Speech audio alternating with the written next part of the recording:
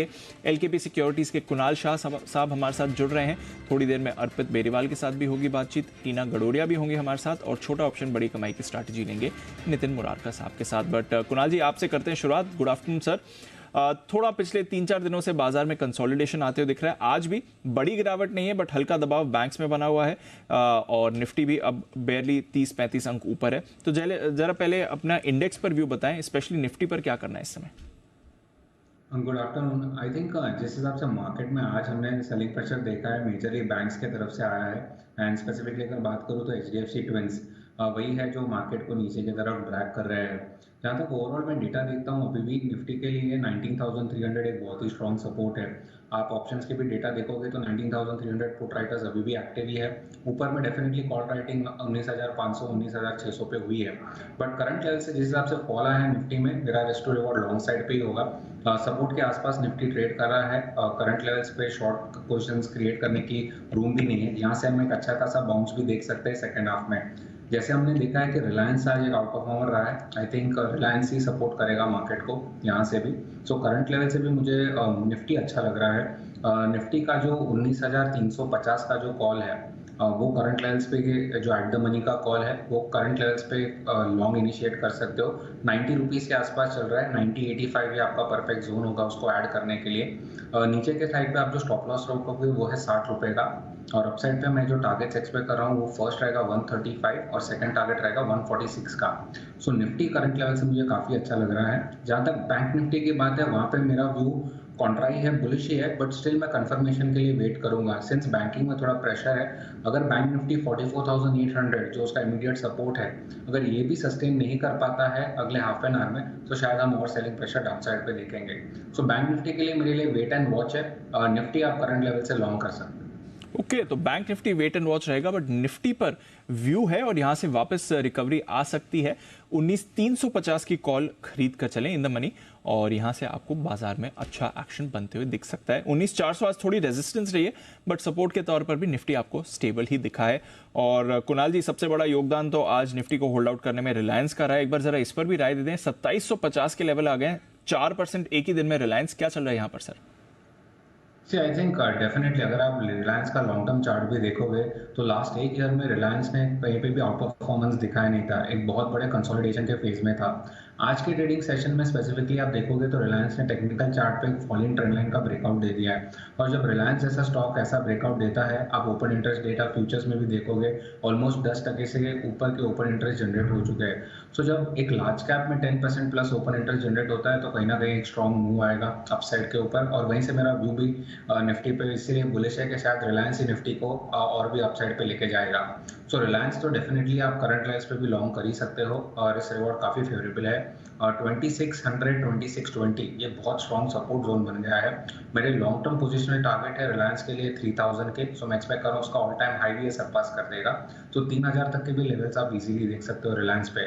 और अगर short term की मैं बात करूँ, कोई शॉर्ट टर्म ट्रेड करना चाहता है, तो इमीडिएट टारगेट जो मुझे दिखाई दे रहा है वो है 2800 और सेकंड टारगेट है 2840 का। सो रिलायंस करंट लेवल से आप डेफिनेटली लॉन्ग से इनिशिएट कर सकते हैं। ओके, तो ये है आपके लिए रिलायंस। अभी भी भरोसा है, थोड़ा पोजिशनल व्यू लेना पड़ेगा। 3,000 के टारगेट्स आ रहे हैं, तो यहां से भी 250 रुपए की तेजी दिख रही है कुणाल जी को। आज 100-125 रुपए ऊपर है, बट यहां से 250 रुपए और ऊपर जाने की क्षमता रखता है रिलायंस। इस पर रखें नजर आप।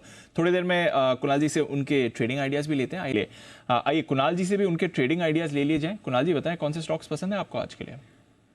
सी आई थिंक जिस हिसाब से हमने डिस्कस किया कि आई थिंक मार्केट्स में यहाँ से करंट लेवल से आपको बाइंग नहीं करनी चाहिए। Specifically metal as a sector ने काफ़ी अंडर परफॉर्मेंस दिखाया है। आज के ट्रेडिंग सेशन में स्पेसिफिकली हमने मेटल्स में अच्छी खासी बाइंग देखी है।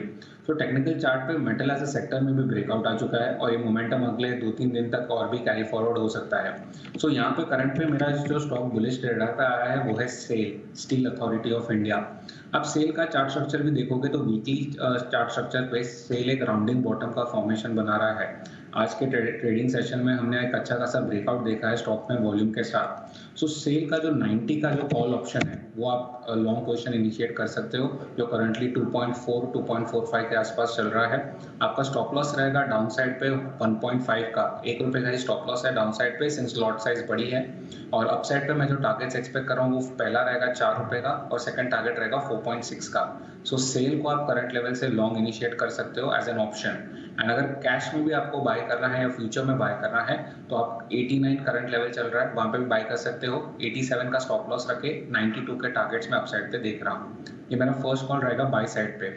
सेकंड कॉल है जो हमने ऑलरेडी स्टॉक डिस्कस भी किया है, एंड आई थिंक यहाँ से बहुत सारी अपसाइड करंट लेवल से भी बाकी है। सो आई थिंक रिलायंस को आप करंट लेवल से भी लॉन्ग इनिशिएट कर सकते हैं। मैं ऑप्शन के थ्रू रिलायंस में प्ले करना चाहूंगा करंटली, सिंस मोमेंटम काफी स्ट्रॉन्ग है। सो जो रिलायंस का 2760 का जो कॉल ऑप्शन है, आप करंट लेवल्स पे बाय कर सकते हो। एट द मनी से एक स्ट्राइक ऊपर है, क्योंकि मैं एक्सपेक्ट कर रहा हूँ रिलायंस यहाँ से एटलीस्ट और 4-5% की मोमेंटम दिखा सकता है। जो करंटली 40-42 रुपीज के आसपास चल रहा है, आप करंट लेवल्स पे उसको बाय कर सकते हो। 2760 का कॉल ऑप्शन। डाउन साइड पे आपका स्टॉप लॉस रहेगा 20 रुपए का। अप साइड पे मैं जो टारगेट से एक्सपेक्ट कर रहा हूँ वो फर्स्ट है 67 और सेकंड टारगेट है 75 का। ओके, तो रिलायंस पर तो रखिए नज़र, ये तो आपको बढ़िया एक्शन में दिख ही सकता है। और इसके साथ सेल पर भी रखिए नज़र। अभी जेएसपीएल की भी बात हो रही थी, वहां पर भी अच्छा एक्शन है। आईसीआईसीआई प्रू, जरा कुणाल जी इसकी चार्ट पर भी नजर डालिए। सुबह से ये भी एक्टिव है और वायदा कारोबार का सेकंड बिगेस्ट गेनर भी है। क्या चल रहा है सर आईसीआईसीआई प्रू में? आई थिंक हम लोग ने जिस हिसाब से लास्ट एटलीस्ट 2 हफ्ते में देखा है कि लाइफ इंश्योरेंस कंपनीज में अच्छी खासी रैली आ चुकी है, तो बहुत स्ट्रॉन्ग रैली थी पूरे सेक्टर में ही। जहां तक आईसीआईसीआई प्रू की बात करूं तो स्टॉक ने हमेशा 605 के लेवल के आसपास रेजिस्टेंस देखा है। सो करंट लेवल से आप देखोगे तो शायद और 2% की रैली आपको मिल सकती है अपसाइड के ऊपर। मैं 600 तक के लेवल एक्सपेक्ट कर सकता हूँ, जहाँ पे स्ट्रॉन्ग रेजिस्टेंस भी है, कॉल राइटिंग भी अच्छी खासी हुई है। सो करंट लेवल्स पे आप लॉन्ग पोजीशंस डेफिनेटली इनिशिएट कर सकते हो। 588 589 के आसपास चल रहा है। 580 का ही स्टॉप लॉस रखे जो उसका सपोर्ट है। अपसाइड पे मैं एटलीस्ट 598 600 के टारगेट्स देख सकता हूँ शॉर्ट टर्म के लिए। ओके, तो 600 तक के टारगेट आपको यहाँ पर आते हुए दिखेंगे। दूसरी तरफ हम देख रहे हैं आज टाइटन में बड़ा फॉल आया है। जब इसका अपडेट आया था पिछले हफ्ते, उसके बाद स्टॉक में बड़ी रैली भी बनी थी। उससे पहले भी स्टॉक एक्शन में था। आज की गिरावट का क्या करना है? वापस एंट्री के लेवल है या फिर और वीकनेस देखते हैं इसमें? आई थिंक डेफिनेटली जिस हिसाब से हम बोलते हैं कि मार्केट सब कुछ पहले डिस्काउंट करके चलता है, सो जिस हिसाब से हमें न्यूज़ आउटफ्लो आई थी कि पॉजिटिव है, मार्केट ने ऑलरेडी वो डिस्काउंट कर चुका था। आज के ट्रेडिंग सेशन में स्पेसिफिकली हमने एक रिजेक्शन कैंडल देखी है हायर लेवल्स पे। सो थोड़ा व्यू नेगेटिव है, बेरिश है करंट लेवल से। मैं लॉन्ग पोजीशन तो डेफिनेटली नहीं सजेस्ट करूंगा इनिशिएट करने के लिए। स्टॉक का जो सपोर्ट हमेशा स्टॉक ने लिया है वो उसके 20 डीएमए के आसपास है, और उसका जो 20 डीएमए आता है वो है 2993 के आसपास। सो वहां तक का फॉल मैं एक्सपेक्ट कर रहा हूँ। वहां पे कहीं हमें सपोर्ट दिखता है तो आप लॉन्ग पोजीशंस क्रिएट कर सकते हो। ओके, तो ये है आपके लिए टाइटन पर नजर। आज बड़ी गिरावट इसमें आती हुई दिख रही है। बालकृष्ण इंडस्ट्रीज में आपने आज वीकनेस आती हुई देखी, उस पर भी रखिए नजर। आरती इंडस्ट्रीज तो कमजोर बना ही हुआ है। एचसीएल टेक नतीजों से पहले वेडनेसडे को आएंगे इसके नतीजे, ये भी आपको कमजोर दिख रहा है। और बजाज फाइनेंस में भी आज थोड़ी वीकनेस है, तो वीकनेस यहाँ से आपको आती हुई दिख रही है। बट रिलायंस की दमदार रैली, ऑटोज और मेटल्स, इसने बाजार को संभाला हुआ है। सुपरफास्ट फीचर्स में बस इतना ही। बहुत बहुत शुक्रिया कुणाल जी अपना वक्त देने के लिए और बाजार पर अपनी राय और स्ट्रैटेजी शेयर करने के लिए। एक छोटा सा ब्रेक लेंगे, ब्रेक के बाद आ रहा है आपके लिए और बाजार का एक्शन। जुड़े रहिए जी बिजनेस के साथ।